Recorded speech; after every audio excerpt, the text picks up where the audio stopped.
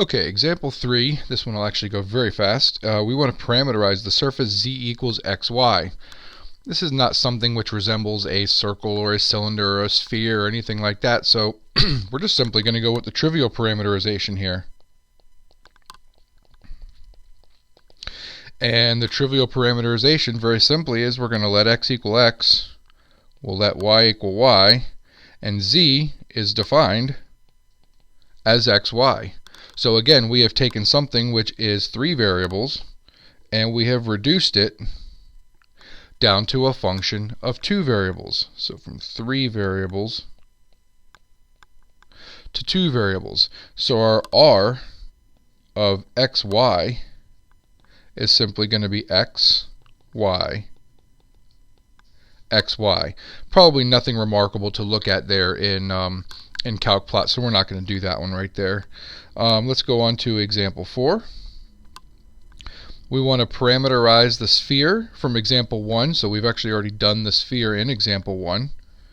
We want to parameterize that sphere, but in part A we want to do it only in octet 1, and in part B we want to do it for z being bounded by -2 and 2. So we're going to take a look at this one definitely in calcplot 3D, but just to get an idea what we're looking at here, for part A,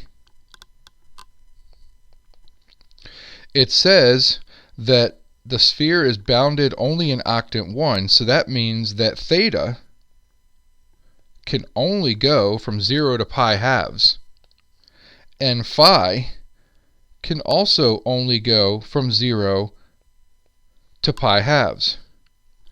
So we can go ahead and write our r, because we actually did this already in problem 1.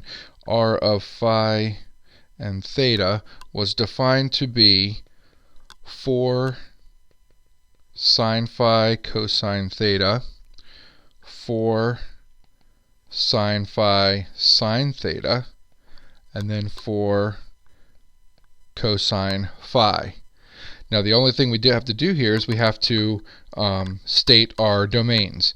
So again, theta is bounded in between 0 and pi halves, and phi is bounded in between 0 and pi halves.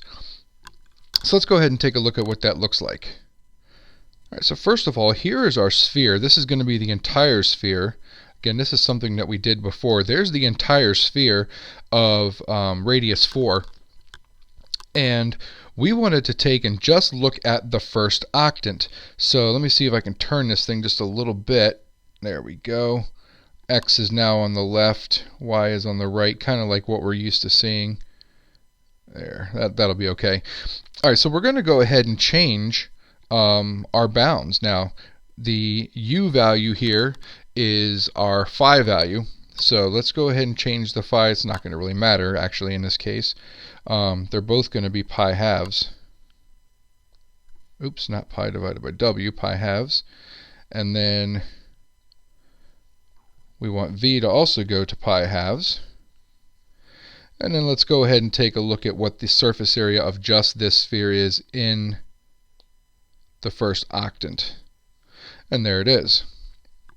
And again, that is just the first octant, and of course, as you can see as we rotate this, it is just the surface on the outside of that sphere in the first octant. It's not, excuse me, it's not the whole volume there.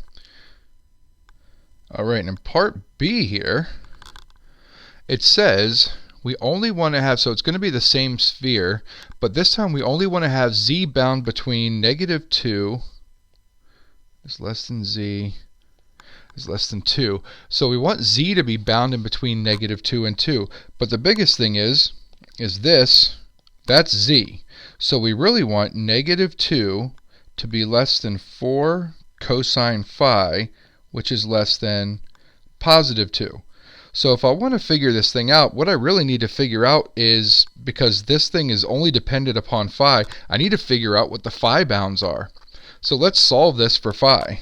So if we divide each thing by 4, we're going to get -half is less than cosine phi is less than 1/2. Then I need to figure out cosine is going to be bound here in between -1/2 and 1/2. Well, where does, based upon unit circle values, where does cosine give us -1/2 and half? Because what we're trying to do is we're trying to bound phi. So cosine is going to give us -1/2 if we think about that back to the unit circle stuff at 2 pi thirds, and cosine is going to give us 1/2 at pi thirds. So it's actually going to be a little backwards from the way we have it written, but we are going to be bound here between pi thirds and 2 pi thirds. Now these don't match up vertically. The -1/2 does not go with the pi thirds, and the 1/2 does not go with the 2 pi thirds, but that is the bound of this thing. Specifically when we're talking about this this region. So again, what you have to remember is that this is going to be the same. It's going to be the same as this one right here. But now it's just going to be from pi thirds to 2 pi thirds. This one actually looks really cool when we look at it. So let's go ahead and take a look at that on CalcPlot. Alright, so here we have back to our full sphere. Again, this is the full sphere, but just the outside shell. In this case, theta still has to go from 0 to 2 pi because we want that to go all the way around. That was not changing. It was really just our phi value that was now bounded by pi thirds and 2 pi thirds. So the phi value here is our u. So let's change that from pi thirds to 2 pi thirds. 2 pi thirds, oops, not over e, 2 pi thirds, there we go. And let's go ahead and take a look at what this looks like. This one actually looks pretty cool when you graph it. And there you go. Basically, we've cut off the top and the bottom, because the top of this thing is when phi comes down to pi thirds. The bottom of it is when it hits 2 pi thirds and it stops. So it's pretty much like, looks like a wedding ring or some kind of a ring or something like that. If you look at it hollow inside, it's really cool. And there you go. That's what this thing looks like. Very hard to sketch if you're not really thinking about it, but that's a pretty cool graph. Alright, and our last one on this page, example 5, not really difficult to parameterize, going to be a little bit more difficult to draw, so again, we'll go to CalcPlot 3D and take a look to make sure everything works out right here. But what we want to do is we want to parameterize the part of the plane, z equals x plus 3, so it's just a plane, that lies inside the cylinder, x squared plus y squared equals 16. So if we were to try and sketch this, again, not the easiest thing to do, but we're going to give it a shot, and then we'll take a look at it anyway on CalcPlot. So x squared plus y squared equals 16. That's the cylinder with a radius of 4. So let's go ahead and just try and sketch ourselves a cylinder here. Now technically this cylinder goes on in both directions forever. I'm just drawing the top part of it, and that may not actually be accurate, but I'm going to give it a shot. Then we want to sketch the part of the plane z equals x plus 3. So I know that this thing is going to cross the middle here at 3. So we're going to call that 3. But it's x plus 3, so as x increases, so does the z value, and as y increases, it has no effect. So basically the y value isn't going to affect anything. It's only going to be as the x value does. So this is going to be difficult to draw. It's going to look probably something like this, some kind of an angled plane or something like that. The plane's going to cut through there, kind of like that. Again, not as easy to draw, but we're going to show this thing on CalcPlot 3D. But let's go ahead and parameterize it. This is actually not going to be that difficult. Now, this is something with it which is within a cylinder, so it makes sense to use cylindrical coordinates to do this. So I think we're going to go with x equals, now we do want the entire part of the plane on the inside. We want the entire disk, not just the outside ring. So we're going to call it r cosine theta. And we're going to have y equals r sine theta. And z in this case is defined as x plus 3 right there. So z is going to be x, but we've already defined x in terms of r and theta. It's r cosine theta and then plus 3. So that's the parameterization. Let's go ahead and give ourselves our our domain. The domain here for R is going to start at the very center and go out as far as 4, so R is going to be bound in between 0 and 4. And theta, of course, this is a cylindrical thing which goes all the way around, so it goes from 0 to 2 pi.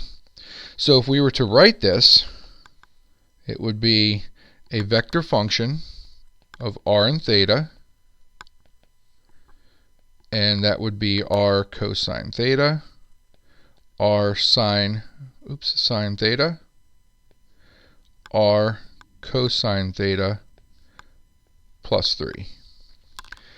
And that would be your vector valued function. But let's go ahead and make sure that what we've actually drawn here is what it's supposed to look like. Let's look at this thing on CalcPlot 3D. Alright, so as you can see here in the second box down, the top box is what we used for the sphere before. The second box down, it's got our r cosine theta is what u cosine v, and then u sine v is our r sine theta, and then the 3 plus the r cosine theta is the 3u cosine v. And we did let r go from 0 to 4 because r is represented by u here, and we're letting v, which is our theta, go from 0 to 2 pi. So let's go ahead and take a look at this. And there is our disk that I kind of thought would be angled. Now it's the way I have this shifted. Let's turn it a little bit so we can see kind of the angle. Yeah, that's not bad. So you can kind of see how it's angled like that. Angled down through there. And as x increases, so does the z value. Hopefully you can see that. As x gets bigger, the z value is also getting bigger. Now let's make sure a couple things. Let's make sure that this thing actually does, one, lie on the plane that we said it has to lie on. It has to lie on the plane z equals x plus 3. So I've actually got that in the third box down here, z equals x plus 3. And let's make sure that that disk actually lies in that plane. And I made the bounds from -8 to 8 on both x and y, so you can clearly see the outside of this. And there it is. You can clearly see that that disk is lying inside that plane. You can see it from both sides. It does not come off that plane. It is flat in the plane. So that's good. Definitely lies in the plane. Now the question is, does that also lie within the circle? Well, I've gone ahead and, I'm sorry, not the circle, the cylinder. I've gone ahead and put the cylinder in here, which would be represented by 4 cosine u, 4 sine u, and just v for the height. And I went ahead and let this thing go from -8 to 8 to make sure it covers the whole box here. So let's see, does that disk lie within the cylinder? Well, it certainly does look like it. Let's go ahead and take a look. It's kind of cool actually, because you can see all the way around this thing they've kind of dashed it. Oops, let me see if I can straighten this thing out a little bit. They've kind of, I'm turning it all the wrong way here. They've kind of dashed it, but here you go. Now you can see straight down into it. The circle, the disc, lies perfectly within that cylinder. And then if I was to go ahead and put everything all together there, I can actually add the plane in there. And there it is. The plane cuts right through the cylinder, and that disc lied right in between both of them.